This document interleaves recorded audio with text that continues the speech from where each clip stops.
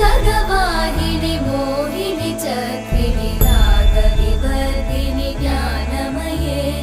गुणगणवारिधि लोकहितैषिणि सप्तस्वरवरगाननुते सकल सुरासुरदेव मुनीश्वर मानव वन्दित पादयुते